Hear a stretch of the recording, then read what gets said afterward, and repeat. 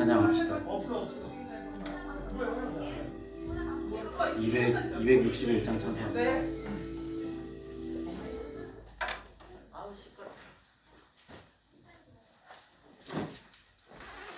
찬송가 261장 이 세상의 모든 죄를 우리 찬양합니다.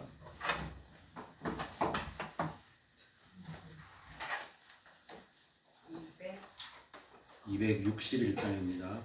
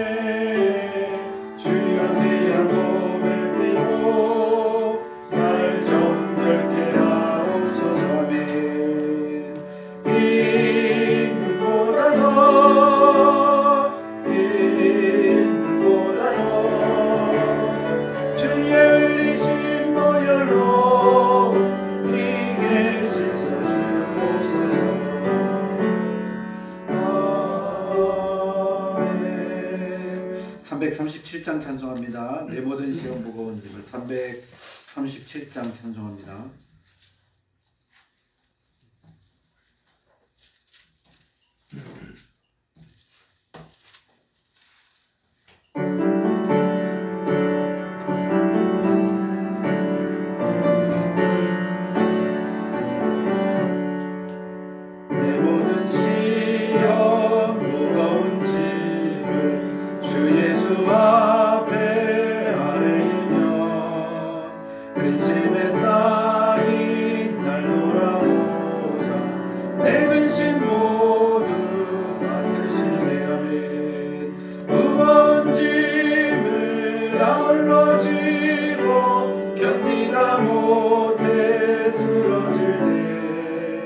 불쌍히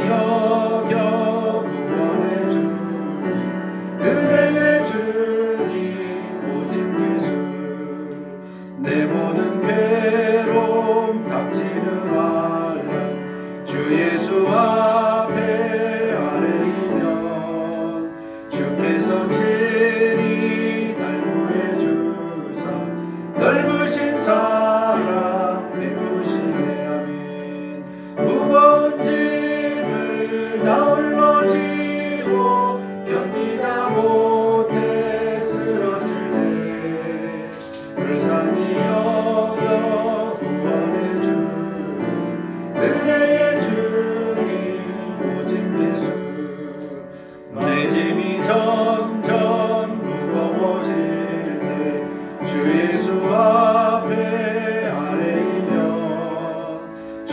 주께서 체리 날 구해주사 내 대신 짐을 져주시네. 아멘. 무거운 짐을 나눠지고 견디다 못해 쓰러질 때 불쌍히 여겨 구원해 주니 은혜의 주님 오직 예수. 아멘.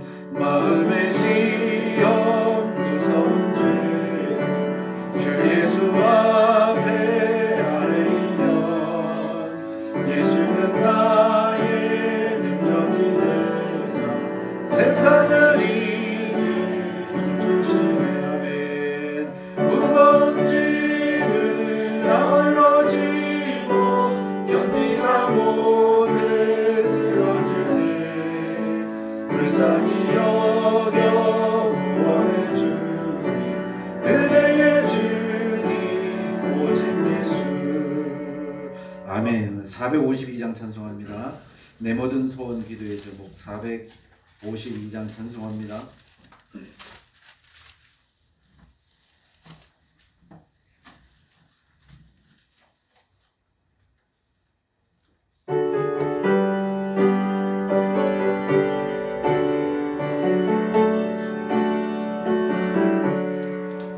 내 모든 시원 기도의 제목 예수님 닮기 원함이라. 예수님 항상 나 있기 위해 세상에 모아 끼잖네. 예수님 닮기 내가 원하네. 날 구원하신 예수님을 내 마음속에 지금 고로사 주님의 영상 인치소서는 무한한 사랑 풍성한 그늘 슬픈 자 위로 하시는 주. 아멘. 이긴 죄인 부르는 예수 그 영상 담게 하옵소서는 예수님 닮기 내가 원하네. 날 구원하신 예수님을 내 마음속에 지금 거두사 주님의 형상 인치소서. 겸손한 예수 거룩한 주님 원수의 멸시 잡으시사 우리를 위해 고난을 받은 구주를 담게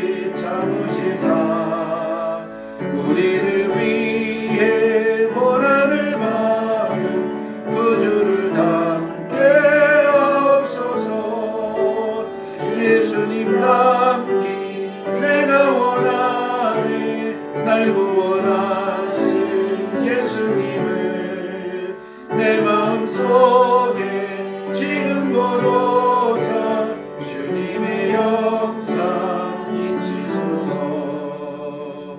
아멘. 우리 한 장 더 찬양합니다. 546장입니다. 주님 약속하신 말씀 위에서 찬송가 546장 우리 찬양합니다.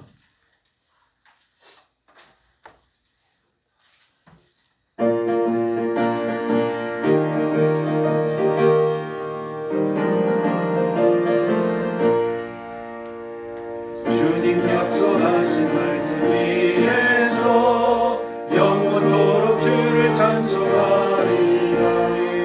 소리 높여 주께 영광 돌리며 약속 믿고 굳게 서리라.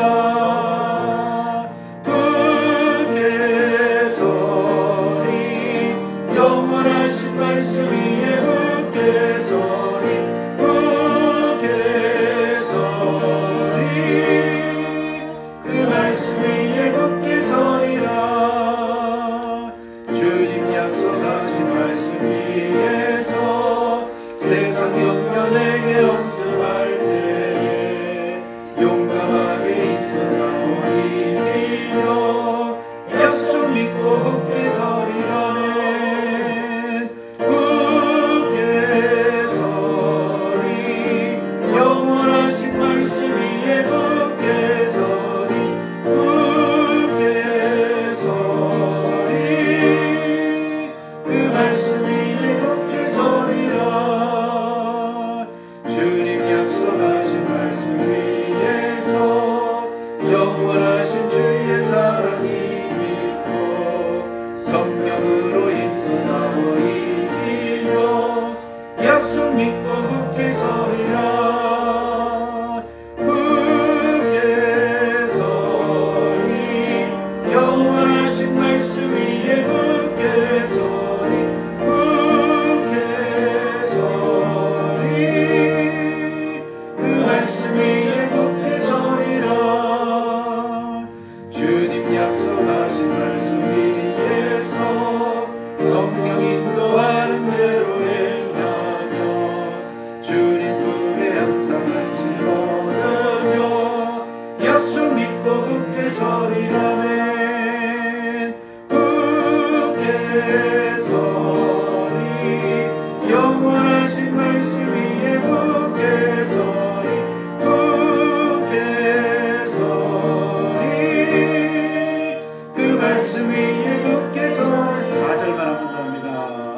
주님 약속하신 말씀 위에서 성령 인도하는 대로 행하며 주님 품에 항상 안식 얻으며 약속 믿고 굳게 서리라. 굳게 서리 영원하신 말씀 위에 굳게 서리 굳게 서리 그 말씀 위에 굳게 서리라. 아멘. 할렐루야. 우리 찬송가 303장 드리겠습니다. 그리고 통성기도 하겠습니다. 이번 또한 설교하는 저를 위해서 기도해 주시고 하나님께 큰 영광 돌리도록 우리가 성결하고 깨끗하고 하나님 기뻐 받으시는 예배를 드릴 수 있도록 자신을 위해서 기도하시기 바랍니다. 그리고 큰 은혜가 임하도록 예배를 놓고서 집중적으로 기도하겠습니다.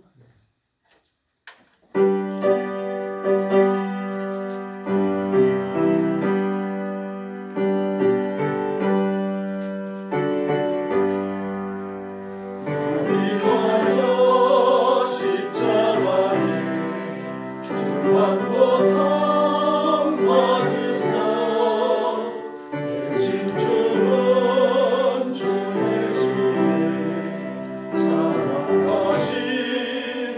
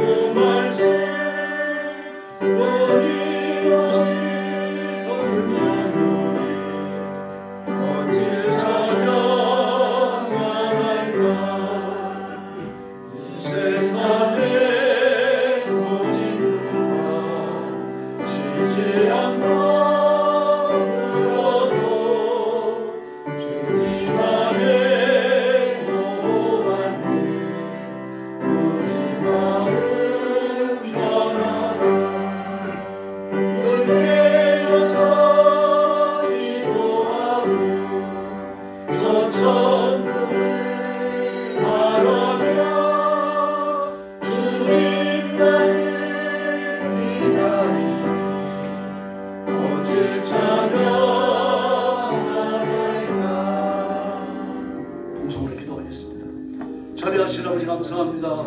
수요일 밤에 저희들이 함께 모였습니다. 하나님 앞에 우리 성도들을 기억하시고 그 마음의 진실함과 경건함과 의로움과 성실함을 주셔서 하나님이 기뻐 받으시는 산제사를 드리는 귀한 시간이 되게 하여 주옵소서. 우리의 육정과 정욕과 욕심과 쾌락이 무너지게 하시고 신령함으로 충만하도록 역사하여 주옵시기를 간절히 원합니다. 성령 충만함을 주시고 큰 믿음 주시고 하나님의 손길에 힘있게 붙들리는 여러분 시간이 되게 하여 주옵시기를 간절히 원하고 기도합니다. 우리가 드리는 예배를 하나님 아버지 재물을 흠양하심처럼 기뻐 받아주시고 온 성도들을 하나님의 가슴에 품어주시기를 간절히 원하고 기도합니다. 자비하신 하나님 아버지 설교하는 좋은 예의 은혜를 베풀어 주시옵소서. 말씀에서 뛰어난 선지자의 심령을 이 말씀을 하나하신 아버지의 마음으로 설교할 수 있도록 축을 베풀어 주시기를 간절히 원하고 기도합니다. 하나님의 뜻을 발견하는 시간이 되게 하시고 하나님의 의를 회복하는 시간이 되게 하시고 하나님의 은혜가 충만히 많은 기록된 시간이 되게 하여 주시옵소서. 전지하신 하나님 아버지 하나님 말씀 앞에 흡족하지 못하는 시간이 온전치 않은 시간이 되게 하여 주옵시고 하나님의 능력과 분노로 하나님의 은혜로 힘있게 시험받는 은혜로운 시간이 되게 하여 주옵시기를 간절히 원합니다. 영광하신 하나님 아버지 사랑하는 성도들을 주님 앞에 맡깁니다. 가정을 지켜주시기 바랍니다. 온 가족이 예수 믿게 하여 주시기를 바랍니다. 하나님의 복을 받아 번성하며 승리하게 하여 주옵시기를 원합니다. 전능하신 하나님 아버지 그 영광 교회를 하나님 앞에 맡깁니다. 부흥하며 번성하며 성장하며 성숙하는 교회가 되게 하시고 예수님 오시는 그날까지 지혜를 예비하며 지혜로 신부로 성도들은 단장하며 하나님께서 기쁨 받으시는 귀한 일꾼들이 될 수 있도록 역사하여 주옵시기를 간절히 원합니다. 성령이 원해 주시기를 바랍니다. 성령이 능력을 베풀어 주시기를 원합니다. 성령님이여 자비하신 아버지 감사합니다.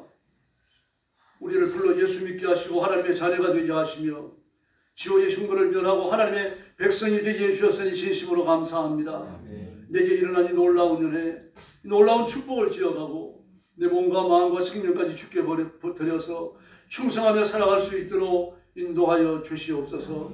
자비하신 아버지 오늘 주님 앞에 머리 숙이는 성도들 영상으로 예배에 참여하는 성도들 다 기억해 주시고 주의 오른손으로 붙드시고 능력과 권능으로 힘있게 하여 주옵시기를 간절히 원합니다. 신령한 은혜와 능력을 더 주시고 하나님을 아는 지혜의 말씀에 굳게 세워주시며 위로부터 주시는 새 은혜와 새 능력으로 무장하는 귀한 시간 되게 하여 주옵소서. 하을미신학교 학생들을 기억하시고 중국과 온 세상에서 복음 전하는 신령한 종들을 하나님께서 붙들어 주시기를 원합니다.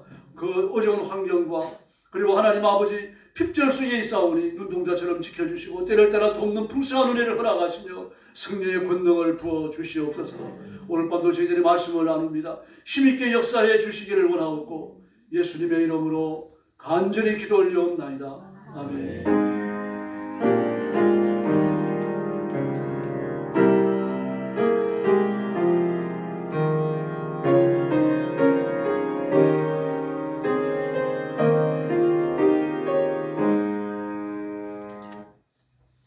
디모데전서 6장 3절부터 10절까지입니다. 신약성경 341페이지 한 절씩 교독하겠습니다.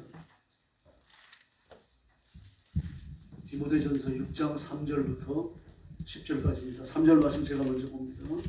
누구든지 다른 교훈을 하며 바른 말, 곧 우리 주 예수 그리스도의 말씀과 경건에 관한 교훈을 따르지 아니하면 그는 교만하여 아무것도 알지 못하고 변론과 언쟁을 좋아하는 자니 이로써 투기와 분쟁과 비방과 악한 생각이 나며 마음이 부패하여지고 진리를 잃어버려 경건을 이익의 방도로 생각하는 자들의 다툼이 일어납니다. 그러나 자족하는 마음이 있으면 경건은 큰 이익이 되느니라.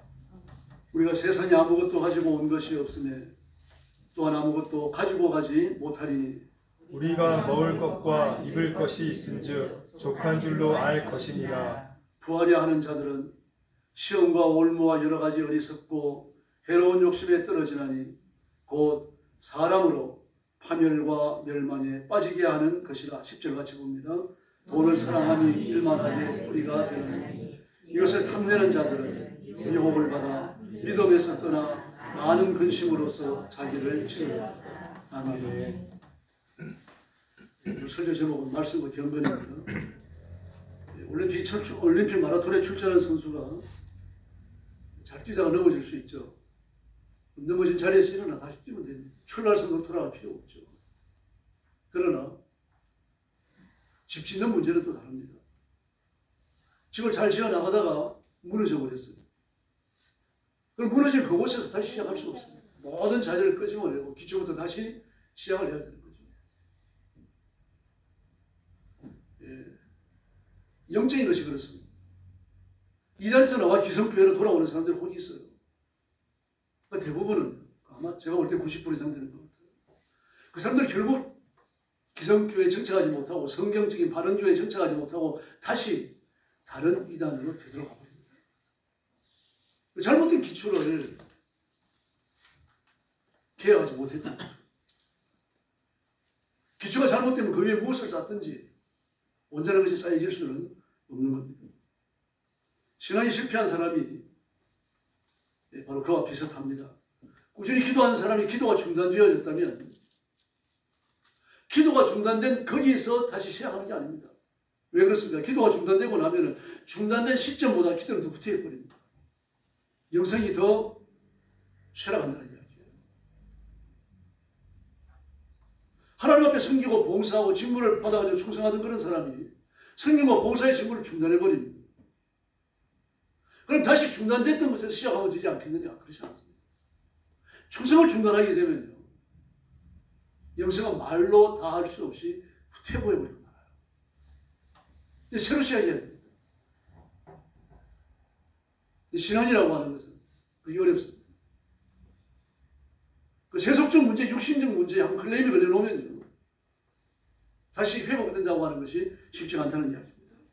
그러므로 그리스도인은 모든 일에 있어서 믿음을 앞세우고 믿음을 원리로 살아야 할 줄로 믿습니다. 그래서 우리가 어떤 상황을 만나든 상황을 잘 분별하고 판단해서 우리가 그게 적응하지 믿음으로 적응하는 거죠. 그러나 그리스도인이 만능 엔터테이너가 되라는 이야기는 아닙니다. 또 그렇게 될 수도 없고요. 그러나 든든한 기초를 세우고 있어야 돼요. 그래야 상황에 적응할 수가 있습니다. 기초가 튼튼하지 못하면요, 무너지게 되어 있습니다.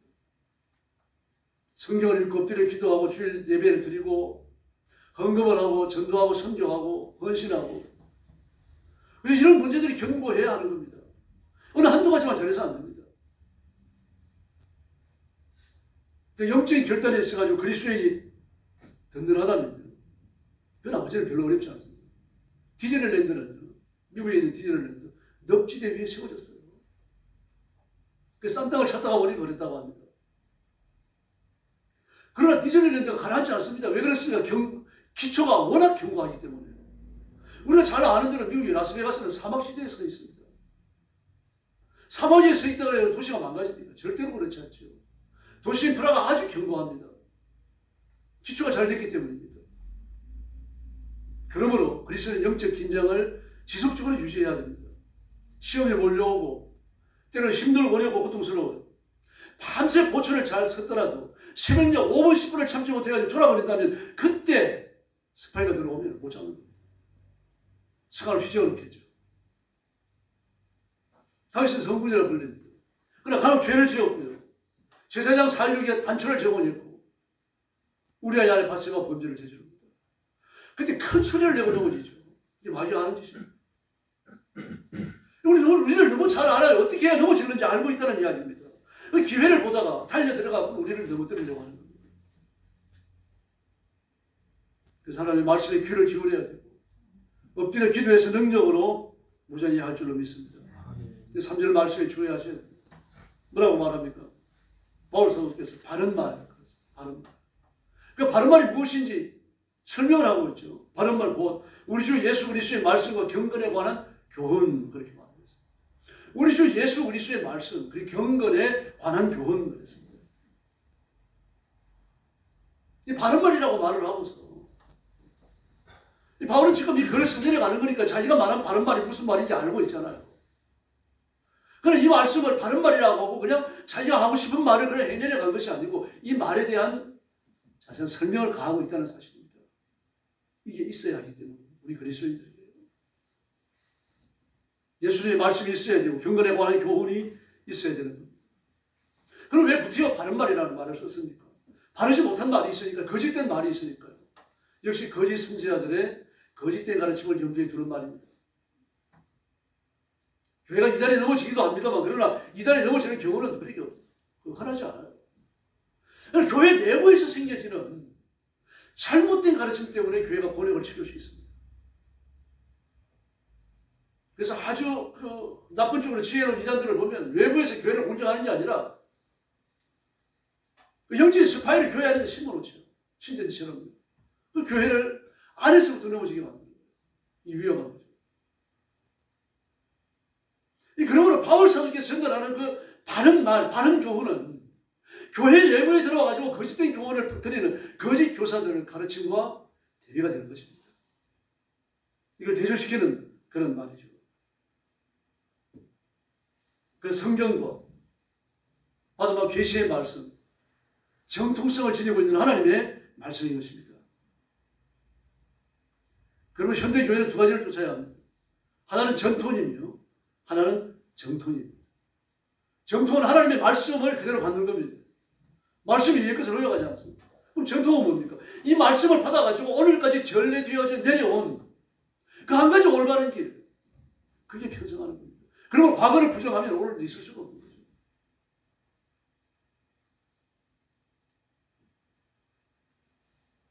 그리고 성경을 중심으로 하는 이 성경의 정통성과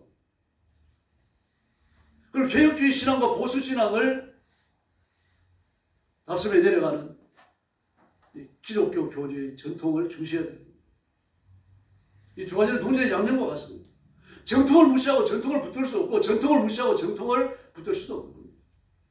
하나님의 말씀이 개인의 삶 속에 역사 속에 적용되어질 때 언제나 전통의 방식을 다스렸기 때문입니다. 그러므로 바울은 지금까지 없었던 이상한 말씀, 이상한 교리, 전혀 없었던 아주 생소한 교리를 전하는 게 아닙니다.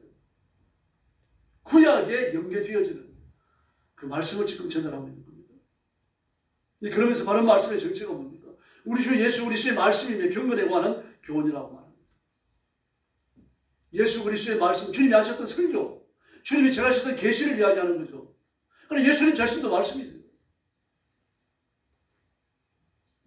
근데 경건에 관해서 이렇게 말합니다. 디모데전서 3장 16절에 그도 경건의 비밀이에요. 그렇지 않다는 이 없도다. 그는 육신으로 나타받으시고 영으로 어이롭다 하심을 입으시고 천사들에게 보이시고 만국에 전파되시고 세상에서 믿음 받으시고 영광 가운데 올리우셨도다. 할렐루야. 이 경건이라고 말합니다. 경건의 정체가 뭡니까? 예수 그리스도의 십자가와 부활이에요. 그는 성천과 재림입니다. 이게 경건입니다. 그러므로 이 교리, 예수 그리스도를 믿고 의지하고 따르는 사람은 예수님이 거룩하신 것처럼 거룩하게 살아야 할 줄로 믿습니다. 이것이 경건이 우리의 삶에 적용되어질 때 거룩한 삶으로 나타나는 거죠. 그럼 이 거룩한 삶은 구체적으로 어디에 근거합니까? 하나님의 말씀, 예수 그리스도의 교훈, 그리스도의 입으로 하신 말씀, 예수님 자신에게 근거를 두고 있는 겁니다. 그러므로 말씀과 경건이라는 두 가지 단어는 전혀 다른 어려운 뉘앙스가 아니죠. 예수님께 집중되는 것이고 예수님 자신입니다. 예수님 없는 말씀을 얻고 예수님 안 계시는 경건도 존재하지 않습니다. 그 만약에 예수님이 없는 경건만을 붙들고 있다고 하면 거룩한 척하는 거죠. 그래 척입니다. 열어놓고 보면 아무것도 없는 겁니다. 휘철한 부분이죠. 그러므로 말씀과 경건은 예수님 자신을 일컫습니다. 여기에서 우리를 바로 세우는 세속의 모든 것들과 싸우게 만드는 영적인 새 힘이 주어질 줄로 믿습니다. 그리고 오늘 말씀과 경건을 믿는다면 그리스도의 경건해야 합니다. 거룩해야 된다는 얘기입니다. 말씀대로 살아야 한다는 이야기죠. 예수님의 교훈을 잊지 않아야 된다고 하는 이야기입니다.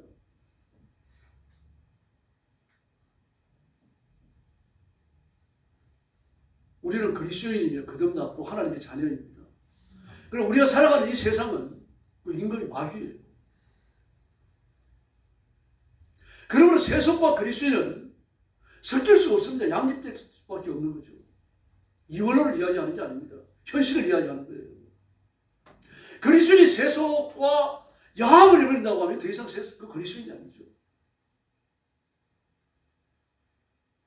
그리스도인이 마귀를 두려워하고 마귀에 제압되어 버린다면요, 하나님의 자녀가 아니죠. 부끄러운 거죠. 하나님의 자녀라고 부르기에는. 오늘날 우리가 살아가는 이 세상을 보면요, 아주 극단적으로 데려갑니다. 좌우가 데려가죠. 공산주의와 민주주의가 데려갑니다. 기독교와 반기독교적 모든 세력이 데려가고 있다는 사실입니다. 오늘 지구촌에서 진행되고 있는 모든 분쟁의 비극, 그 배후를 보면 결국 독선의 기초를 두고 이데올로기 다툼이죠. 다른 게 아닙니다. 다시 말해서 그 대표적인 것이 무력 침탈을 일삼고 저는 테러를 일삼는 아주 극단적 근본주의를 지향하는 무슬림들. 이 팔레스타인과 하마스의 전쟁을 우리가 알 수가 있습니다.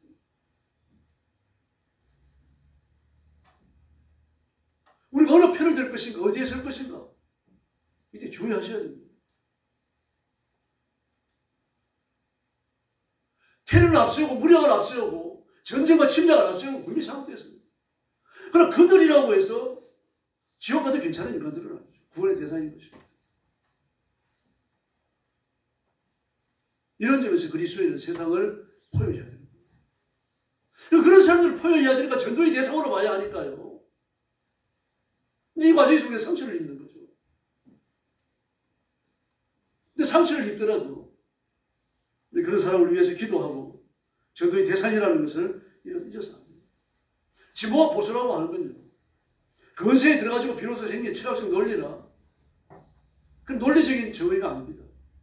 하나님의 나라는 진보와 보수라고 하는 이 두 가치가 대립하지는 하지만 항상 공존해 왔다는 것을 기억하셔야 돼요. 예수님 당시에 사두개인은 진보를 지향하는 그룹이에요. 심지어 사두개인들은 얼마나 헬라가 되어졌는가 하면 하나님의 말씀에 신령한 면, 영적인 면, 그 천국과 지옥에 관한 교리들을 안 받아들였습니다. 철학적 논리를 이해되지 않는 것, 과학적 사고로 이해되지 않는 것, 수용하지 않았어요. 이렇게 진보적이었습니다.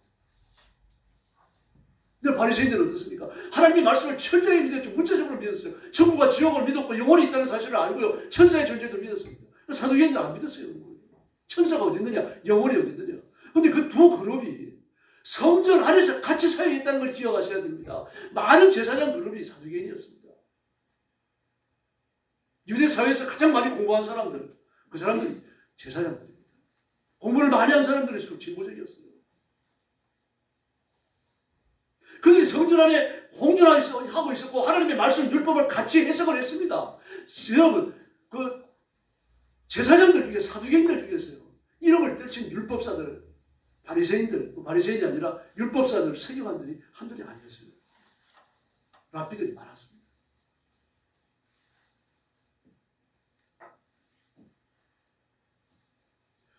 두 사람이 다 율법적 권리를 논하는 것이죠. 그걸 같이 정치에 뛰어들어가지고 정치에 관여하고 있었죠. 저도 공존했습니다. 그런 바리새인들이 볼 때에 사두개인들이 어떤 인물이었겠습니까? 영적인 거 믿지 않습니다. 천사를 믿지 않습니다. 영혼도 믿지 않습니다. 하나님이 어디 계시느냐? 예수님이 어디 계시느냐? 이런 식입니다. 예수를 랍비로 볼 뿐이죠. 그러니 바리새인들이 볼 때 지옥까지 딱 좋은 그룹이죠. 근데 성경에 그들에 대한 저주가 나옵니까?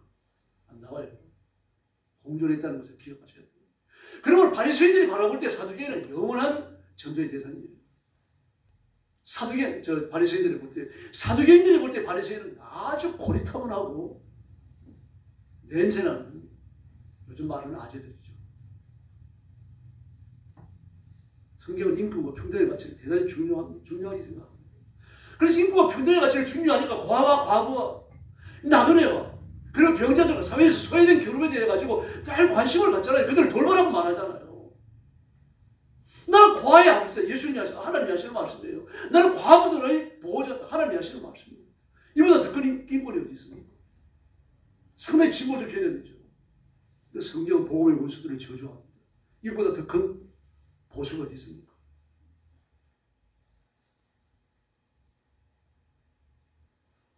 그런 성경을 배우고 가르치고 수천 년의 역사를 그렇게 해온 겁니다. 한때 우리나라의 기독교는 양극단으로 갈라져가지고 서로 공존하고 철저히 외면해 왔습니다. 진보적 신학교는요, 또 진보적 교회는 민주화에 앞장섰습니다. 여러분, 80년대 민주화 운동을 주로 이끌었던 사람이 기독교인들입니다. 한국신학 대학 학생들이에요. 그리고 기장적 교회였습니다.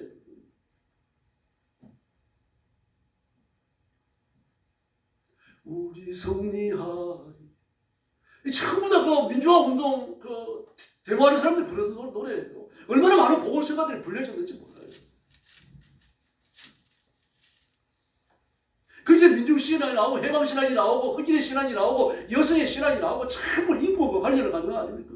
그에 대한 철저한 논리를 여기에 제공했던 겁니다. 그런데 그 반면에 보수적 신학교와 보수적 교회는요, 기도하고 전도하고 그렇습니다. 가장 민주화 운동이 맹렬하게 일어날 때, 가장 민주화 운동이 거세게 일어날 때 삼각선 기도 운동, 청계산 기도 운동이 일어났다는 사실을 기억하셔야 됩니다. 우리나라의 최근세 역사는 이런 비극을 온몸으로 겪어왔고 아직도 계속되는 남과 북의 분단이나 국민의 통합을 저지하는 정치적 갈등들, 결국 이 귀청에 서 있다는 것을 기억하셔야 됩니다. 그러므로 그리스도인은 좌든 우든 빗나가지 말아야 됩니다. 실제로 균형이라고 하는 것을 기억하셔야 되고 경건도 균형입니다. 양면을 말하는 게 아닙니다. 공산주의는요, 공산주의 이데올로기, 공산주의 이념은 분명히 반성경적이고 저주받아야 합니다. 그럼 그 이념을 추종하는 사람들, 죽으면 지옥 갈 사람들, 그들을 우리가 염려하고 그들을 끌어안고 울어야 되는 전도 대상자라는 말입니다. 선교 대상자예요. 아무도 심판과 지옥에 빠지는 것을 하나님께서 원하지 않으실 거라고 말했습니다. 그리고 전도의 품은 아버지의 품만큼 들고 커야 합니다. 어떤 사상이나 이념들 품지 못할 것은 없어요. 그게 옳기 때문이 아니라 그 잘못된 이념과 세상에 물들어가지고 그 이념과 함께 시원히 떨어질 영혼들을 생각하면 불쌍하기 때문이죠. 그런데 반응과 관계없이 울면서 기도해야 됩니다. 그래서 이 말씀에 불순종하고 불신자로 살고 그러면서 두려움이 없습니다. 하나님을 대적하는 것을 알지 못하죠. 왜 그렇습니까? 영적으로 죽어있기 때문에. 성경의 기반을 둔 통전적 시각은 그리스도인들이 좌우 어느 한쪽으로 치우쳐 굴절되는 왜곡되고 있다는 것을 이야기합니다. 하나님의 나라는 지상의 어떤 학문이나 이념이나 사상을 다 초월해서 모든 가치를 예수 안에서 요리하고 자정하는 능력을 갖고 있습니다. 디모데전서 2장 4절은요, 하나님은 모든 사람이 구원받으며 진리를 아는 데 이르기를 원하시느니라. 할렐루야. 모든 사람이, 모든 사람. 이 아버지의 마음입니다. 이 마음을 가져야 하는 겁니다. 예수님은 보수든 진보든 가장 그런 분이라고 말할 수 있죠. 가장 근본주의적인 보수주의자이시고 그리고 가장 철학적인 또 진보주의자이십니다. 그 예수님만이 전 세계 민족 누구에게나 유일한 비전이고 희망이 되는 겁니다. 주님은 자신을 십자가에 못 박는 사람들을 두고서 뭐라고 말씀하시냐? 아버지 저들의 죄를 용서해 주시옵소서. 그렇게 말씀하셔요. 주님은 3년간의 공생애를 보내시면서 사두개인들을 다 한 번도 저주하지 않으시고 욕하지 않으시고 그러니까 바리새인들은 막 나무랬습니다. 그래서 유전자였기 때문이죠. 그리고 좌든 우든 예수님께는 전부 다 구원의 대상입니다. 잠언 4장 27절에는 좌로든 우로든 빗나가지 말고 악에서 내 발길을 끊어버리라. 할렐루야. 좌나 우라 하는 말은 요즘 이념을 이야기하는 건 아닙니다. 신앙과 불신앙 이걸 이야기하는 거죠. 하나님께 복종하느냐 마귀에 복종하느냐 이걸 이야기하는 겁니다. 이 말씀을 우리가 오늘 이 시대에 받으려고 하는 이념적 측면에서도 받아야 돼요.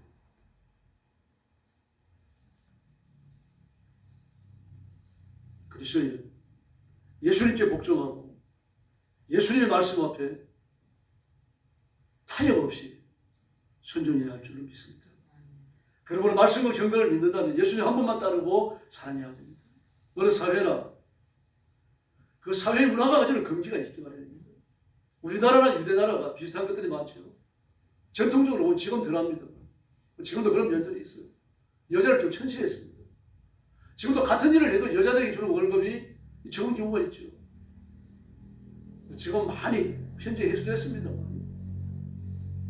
지금은 이제 뭐 편의점 같은 알바를 애들 보면 남자나 여자나 실은 다 똑같잖아요. 전통적으로 보면 그렇지 않았거든요. 회사에서. 남자의 잘못은 용서가 잘 되는데 여자의 잘못은 용서가 잘 안 됩니다. 호되게 야단치고 실수가 좀 반복되면 회사 못 나오지 않는 그런 경우도 있고. 근데 여러분 세상에 많은 종교가 있지만 그 경전에 여자에 관한 이야기가 성경처럼 많이 등장하는 경전이 있습니까? 경전에 불러줄 가치가 없습니다. 성적불입니다. 남성 중심 사회로 구축되어져 있던 사사시대예요. 더불어 이야기가 나오잖아요. 야외 이야기가 나오죠. 여러분 이건 정말 성경을 읽을 때가 눈이 휘둥그레져야 될 그런 이야기들이에요. 예수를 가장 첫걸에서 따랐던 그리스도인들이 누굽니까? 여자들입니다. 다 도망가 버렸습니다. 십자가 겁이 났어요. 자기들도 붙들려가지고 예수님처럼 십자가에 못 박힐까 봐 다 도망가 버렸습니다. 그런데 여자들은 아닙니다. 물론 여자들 화창하게 생각했으니까 벌도 잘 안 줬습니다. 심지어 요한까지 여자 속에 숨어가지고 예수님 십자가 밑에까지 나갑니다.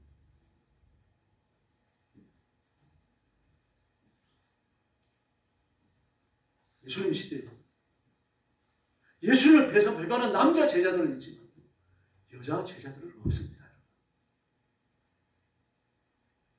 물론 예수님 만나기 전에 그 죄악된 삶을 살아가던 그런 여자들이 적지 않았어요. 그러나 예수님을 만난 이후에는 모든 인습의 장벽을 넘어버리죠. 예수님을 신뢰하고 따르고 예수님만 평생 동안 믿고 의지했습니다.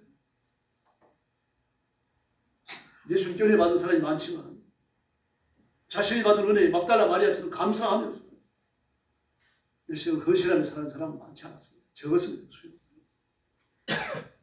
막달라 마리아는 예수님을 만난 이후에 주님의 말씀 앞에 순종하며 믿음으로 살았습니다. 그리고 술집 주인이었던 라합은 어두운 과거를 믿음으로 극복했고 영광의 족보를 이어갑니다. 라합은 기생이 아닙니다. 히브리에 기생이라는 말도 없습니다. 꼭 기억하셔야 됩니다. 술집 주인이에요. 제가 여러 것을 잘 설명드렸죠. 가보진 않았습니다. 발굴지에 가보면 여러 것은 성태가 발굴됐는데 성벽 두께가 7m예요. 병거 2대가 나란히 달릴 수 있을 만큼. 그리고 성벽 제일 위쪽에는 공간을 남겨가지고 보초서는 초병들이 들어와 밥을 사 먹을 수 있도록 또 술을 사 먹을 수 있도록 우리나라 말하자면 주막 같은 음식점이 만들어져 있었습니다. 이 음식점, 술을 팔고 밥을 파는 이 음식점 주인이 라합이었어요. 라합은 기생이 아니었어요. 그 억센 보초병, 초병들, 군인들을 이겨먹어야 됐으니까 얼마나 억센 짓을 했겠습니까? 라합이. 근데 하나님께서 그걸 선택하여 불러내셨고 그걸 구별하여서 메시아의 족보를 이어가게 하십니다. 룻도 보십시오. 모함 여자입니다. 아몬과 모압은 영원히 여호와의 총에 들어오지 못하리라 저주받은 민족이에요. 그런데 그가 선택되어졌고 메시아의 계보에 들어와서 이 거룩한 계보를 이어요. 사도바울은 교회를 핍박하고 하던 사람 아닙니까? 그 말대로 하자면 죽는데 내어줬고 스스로 죽인 사람이고 그리고 감옥에 넘긴 사람이에요. 그리고 가편투표의 전인이었던 사람입니다. 예수 믿는 사람이 죽어도 괜찮다고 하는 이 공개적 처형을 내리는 그 현장에서 최초로 돌을 던지는 사람이 바울이었어요. 어떤 사람이 그리스도를 위해서 순교하는 사람으로 변해버리고 합니다. 베드로 실패와 절망을 딛고 일어섰죠. 그리고 실패와 좌절을 딛고 일어서는 입지전적 인물이 됐습니다. 그러므로 다른 곳에 한눈 팔지 말고 예수님께만 집중해야 할 줄로 믿습니다. 마태복음 14장을 보면 빈들판에서 하루 종일 예수님의 설교를 듣던 군중이 2만여 명이 있어요. 남자가 5천 명이니까요. 여자와 어린아이와 노인들을 합하면 줄자가 뭐 2만은 안 되겠습니까? 저녁에 배우고 보지만 해결할 길이 없습니다. 군중들은 모여있는데. 근데 예수님께서는 어린이의 도시락에 있던 500여를 축사하시고 그 모여있는 2만 명에 전부 나누어주고 나는 12광주리 정말 12광주리밖에 안 됐을까요? 품에 넣고 주머니에 넣고 옷깃에 싼 사람 몇 명이었겠습니까? 아마 이 5년 이후의 기적의 현장을 영화를 만드는 게 재밌을 겁니다. 뭐 이번 한 끼만 먹고 말 수는 없잖아요. 공짜로 빵이 떨어졌고 공짜로 생선이 떨어졌는데요. 그걸 누가 안 싸들고 가겠습니까? 먹다가 남았는데. 저는 이게 부상을 나면서 소년이 되어져갖고 길거리를 헤매면서 죽지 못해 살아가던 사람들 예수님을 만나십니다. 그리고 하늘을 우러러 축사하시고 눈에 손을 대시고 눈을 뜨게 해주시고 그래서 침을 뱉은 눈에 바르시고 실로암 못에 가서 씻으라고 말씀하십니다. 그 손이 눈을 뜬 줄로 믿습니다. 얼마나 감사했겠습니까? 하나님께 감사하고 말입니다. 긍긍긍긍 뛰고 새 인생을 사는 거죠. 인생을 뒤집어 주신 거 아닙니까? 그러나 예수님도 곤란한 사람들이 있습니다. 이 세상의 교단과 교리가 서로 다릅니다. 얼마나 다른지 모릅니다. 지금 우리나라만 해도 그렇잖아요. 진보적 교회와 보수적 교회는 달라요. 보수가 있고 개혁이 있는데 보수나 개혁이랑 같은 겁니다. 보수는 성경적인 정통신앙을 이어가는 사람들인데 그 사람들을 미국에서 보수라고 불러요. 그런데 화란을 중심으로 해서 유럽에서는 개혁이라고 부릅니다. 이거 같은 거예요. 개혁주의나 보수주의나 같은 겁니다. 근데 진보주의는 달라요. 성경 중심이 아닙니다. 하나님의 말씀도 인간의 이성이 맞지 않으면 뜯어고쳐 버립니다. 이 둘이 붙어가지고 싸우는 거예요. 그러니까 예수님도 이 두 편을 진정시키지 못합니다. 그러니까 예수님을 바라보면 교리를 바라보는 것이 아니라 예수님을 바라보면 십자가를 바라보고 부활과 재림을 바라보면 그게 해답이 있는 줄을 믿습니다. 예수님밖에는 답이 없습니다. 예수님만이 진리이시고 예수님만이 영생이시고 예수님만이 하나님 나라에 이르는 길인 줄로 믿습니다. 예수님 말고 길이 없습니다. 그러므로 우리는 예수님께 헌신해야 합니다. 헌신한다라고 하는 건 내 이익을 포기하는 거죠. 그리고 예수님께 집중하는 걸 말합니다. 나 자신을 드리는 거예요. 우리가 주님께 헌신한다라고 말할 때 하나님 제가 헌금을 드리겠습니다. 그건 헌신이 아닙니다. 헌금과 함께 나 자신을 드려야 되는 겁니다. 기도와 함께 나 자신을 바치는 것이고 전도와 함께 나 자신을 바쳐야 됩니다. 나 자신을 바치지 않으면 헌신이 아닙니다. 자신을 드려야 돼요. 주님을 신뢰하고 자신을 드리고 물질과 내 미래를 맡기고 주님이 주실 것을 믿고 주님을 바라보는 것이 헌신입니다. 똑똑하고 재능 있는 마사이족 두 절거리가 마사이족 선교 문제, 우리 마사이족도 잘 살아야 됩니다. 실제 있었던 일입니다. 이런 소망을 품고서 선교사님을 찾아왔습니다. 한수 배우려고요. 그래서 선교사님은 정말 정성껏 많이 기도하면서 말입니다. 하나에서부터, 기초에서부터 1년간 열심히 가르쳤습니다. 1년을 배우고 나니까 이제 휴가를 주는 겁니다. 방학을 줬어요. 한 달간만 있다가 다시 오는 거예요. 그리고 나한테 배운 건 여기에 훈련받은 것을 너희 부족에 돌아가서 연습해라. 그리고 연습한 내용을 잘 기록을 해갖고 와서 나에게 보고해야 돼. 그 두 사람이 떠나서 마사이족 전부예요. 근데 선교사님이 자기 일을 돕고 있는 조사를 이야기합니다. 두 사람이 한 사람 오지 않을 것이다. 정말 한 달이 지나고 나는데 한 사람이 돌아왔습니다. 근데 한 사람은 안 와요. 두 달이 지나고 세 달이 지났는데도 안 오는 겁니다. 그러므로 그 한 사람을 놓고서 제2차 교육이 시작되는 거죠. 선교사님 조사가 물어요. 선교사님 안 돌아온다는 거 어떻게 알았습니까? 그랬더니 그 친구는 1년간 있는 동안 자기 집을 한 번도 다 풀어놓은 적이 없다. 언제든지 떠날 수 있는 준비를 하고 있었던 거죠. 그 마음에 안 들었던 겁니다. 근데 기회가 오니까 가버린 거예요. 다시는 돌아오지 않았어요. 그 지난번에 저버렸는지 모르겠습니다. 인생을 하나님께 못 맡긴 거죠. 예수님께 맡기지 못하고 자신의 인생을 자기가 요리하고 싶어 했던 겁니다. 주님의 공급을 믿으시기를 바랍니다. 내가 알 수 있다면 기도도 필요치 않습니다. 그러나 혼자 모든 것을 알 수 있는 그렇게 손쉬운 삶에 호락호락한 것은 세상에 존재하지 않습니다. 혈육적인 일을 보십시오. 아무도 그 여자를 고칠 수 없었잖아요. 그 예수님께 와서 예수님의 옷가를 만지는 순간 기적 같은 치료의 역사가 일어나고, 소형 바디메오도 마찬가지죠. 다윗의 자손 예수여 나를 불쌍히 여기소서. 얼마나 고래고래 소리를 질렀든지 막 제자들까지 와가지고 조회 좀 하라고 난리였어요. 그때는 더 소리 지릅니다. 왜 그렇습니까? 지금 절박해요, 여러분. 예수님 말고 답이 없는 거죠. 그런 소리를 지를 수밖에 없습니다. 안타까운 소리 지르게 되는 거죠. 테레사가 어느 날 놀라운 꿈을 꾸었습니다. 그리고 꿈 내용을 주임 수녀에게 이렇게 말했어요. 제가 꿈을 꾸는데 제 손에 3페니를 들고 있었습니다. 지금 페니를 쓰지도 않죠. 너무 영국의 동전인데 가치가 없는 거기 때문에. 근데 3페니를 들고 있었는데 예수님께서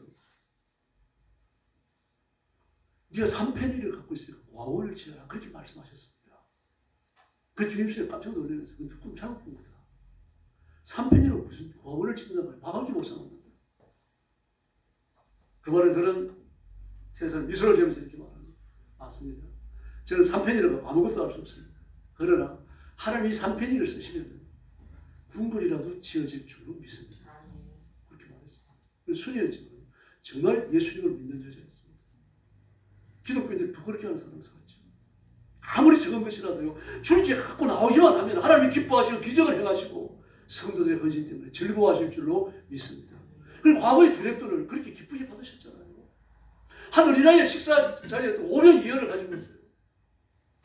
2만 명이나 되는 사람들을 먹고 또 남기시고 싸가지고 가지 만드시지 않으셨습니까? 이건 하나님의 탐욕스러우시다는 뜻이 아닙니다.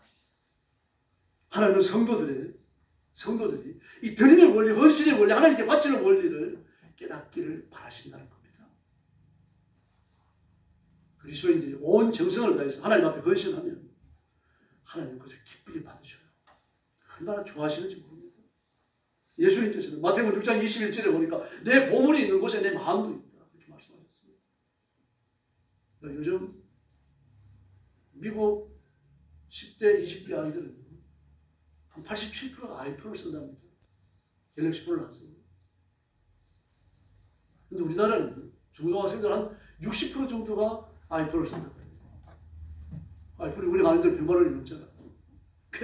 막 그 부모한테 조르고 막 사정을 하고 막 협박을 하고 온갖 노력을 다 해가지고 엄마 아빠가 100만 원이 넘는 아이폰을 사줬습니다. 그 아이폰을 사주고 나면 뭐 그 세상에 그보다 고귀한 게 없죠. 막 닦고 찍어가지고 친구들한테 퍼돌리고 나도 아이폰 샀다 그러면서 막 난리가 나는 거 아닙니까? 저도 막 한때 성경이 너무 좋아갖고요. 말씀 읽는 게 너무 좋아갖고 말씀 읽는 게 좋으니까 성경이 좋아요. 성경이 좋아하니까 성경을 끌어안고 자게 되는 거예요. 품에 끌어안고. 여러분도 그래 보셨어요? 그래 머리맡에 놓은 게 아니라 품에 품고 자는 거죠. 그 마음이 거기가 있는 겁니다. 마음이 아이폰에 가 있는 거죠. 내 마음이 물질이 있는 곳에 있다.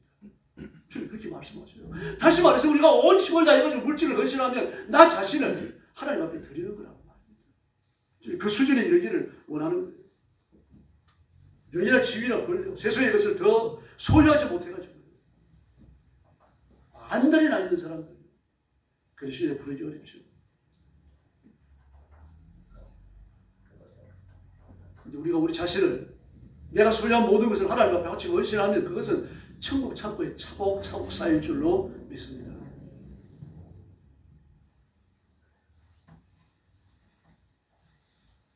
하나님은 그리스도인이 자신의 모든 것을 다 드려 헌신하실 때, 그때 비로소 기뻐하십니다. 근데 우리의 헌신은 뭐 억지로 하라는 그런 뜻이 아니에요. 물론 억지로라도 해야 돼요. 아이들이 그렇잖아요. 부모가 시키라고 하는 게 많잖아요. 조금만 할 때는.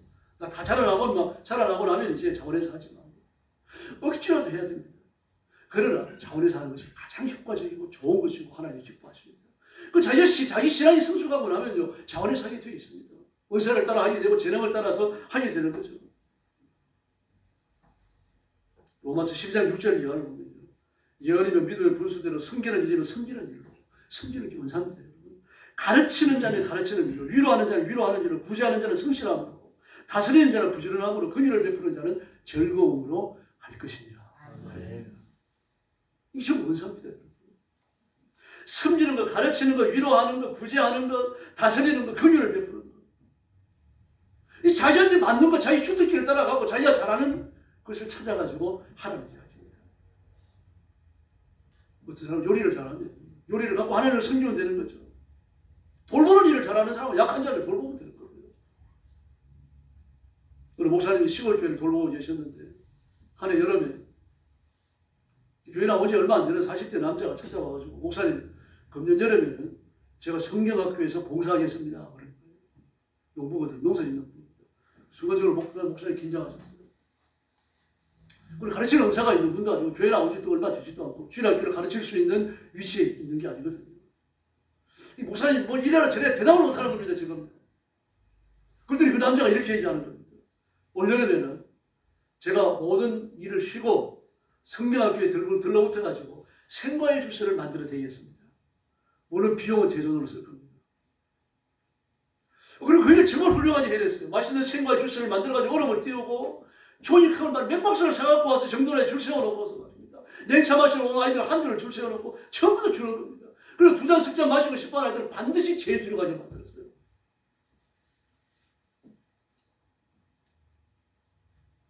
하나님께 헌신이죠.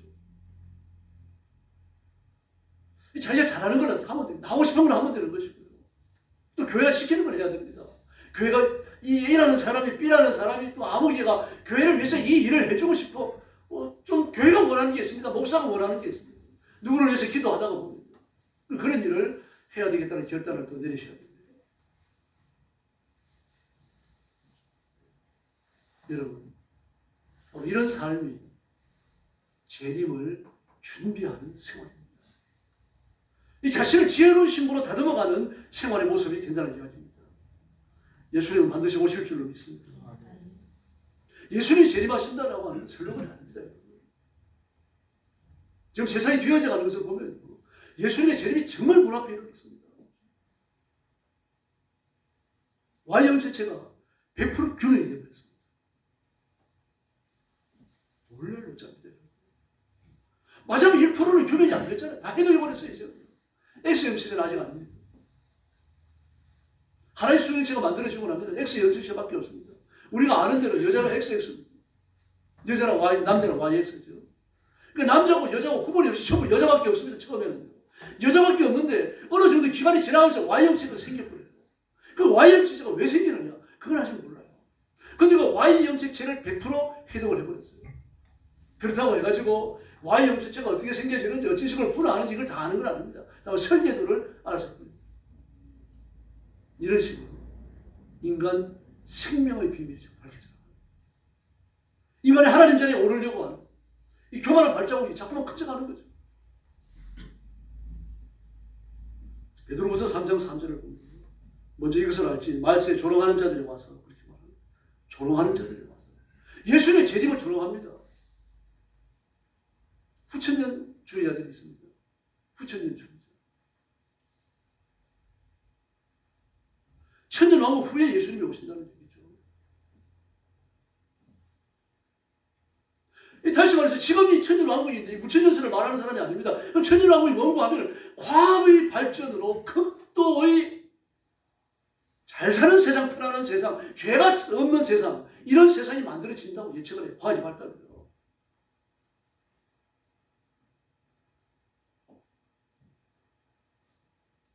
이 후천년주의를 이끌어가는 미국의 중요한 교단 중 하나가 크리스천 사이언스 2단이에요. 톰 크루즈가 이 교단의 교인이죠. 그리스도의 재림을 조롱하는 겁니다. 예수님의 인격적 재림이 아니죠. 예수님이 진짜 재림한다는 것이 아니라 바로 이런 식으로 이 땅 위에 천국이 이루어지고 나면 그게 예수님의 재림이다. 그렇게 보는 겁니다. 천국이 따로 있다고 믿지 않아요. 극도의 과학의 발전이 바로 이 세상에 천국을 만들어낸다고 봅니다. 얼마나 그렇단 말입니다.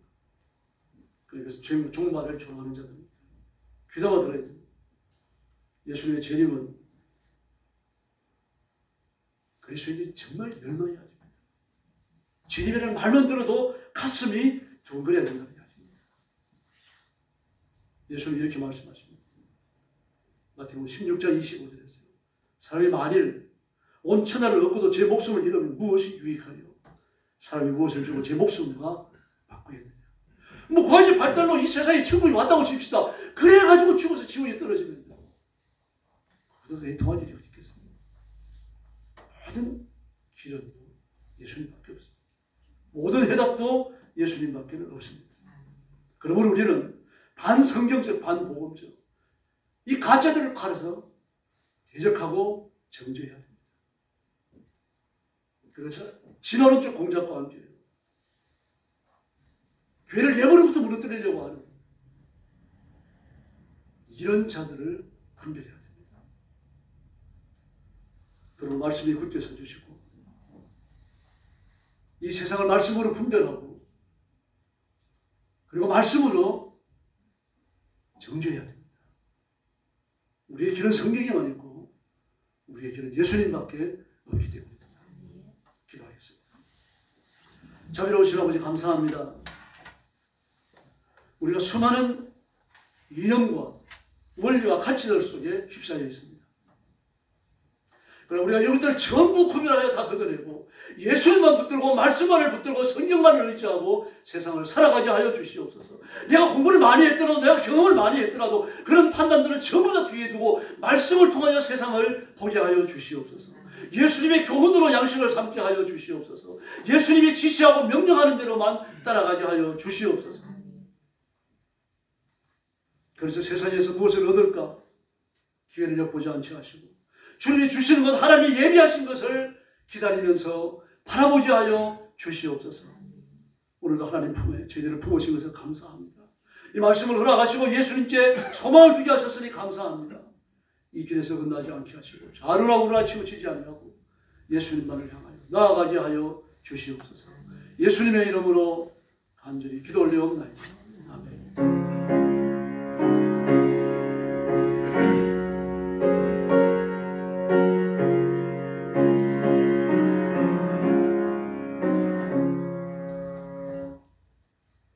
찬송가 428장 부르겠습니다.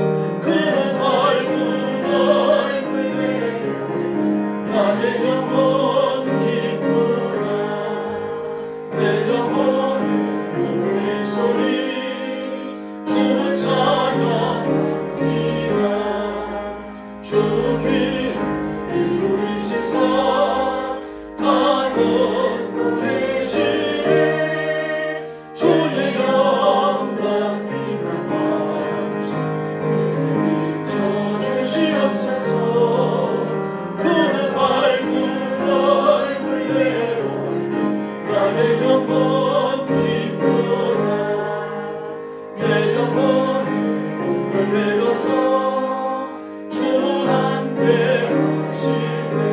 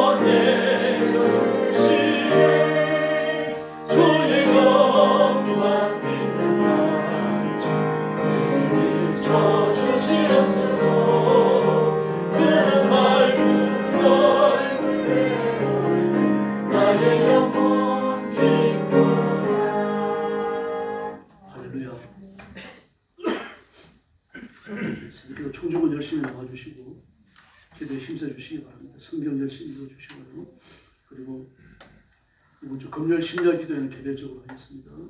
옆에 있는 분들하고 인사 나눠주시고 한 번 더 인사하시죠. 총중을 합시다. 할렐루야. 감사합니다. 머리 숙여서 주님 가르친 기도 드리겠습니다. 하늘에 계신 우리 아버지, 아버지의 이름을 거룩하게 하시며 아버지의 나라가 오게 하시며 아버지의 뜻이 하늘에서와 같이 땅에서도 이루어지게 하소서. 오늘 우리에게 일용할 양식을 주시고 우리가 우리에게 잘못한 사람을 용서하여 준 것 같이 우리 죄를 용서하여 주시고 우리를 시험에 빠지지 않게 하시고 악에서 구하소서. 나라와 권능과 영광이 영원히 아버지의 것입니다.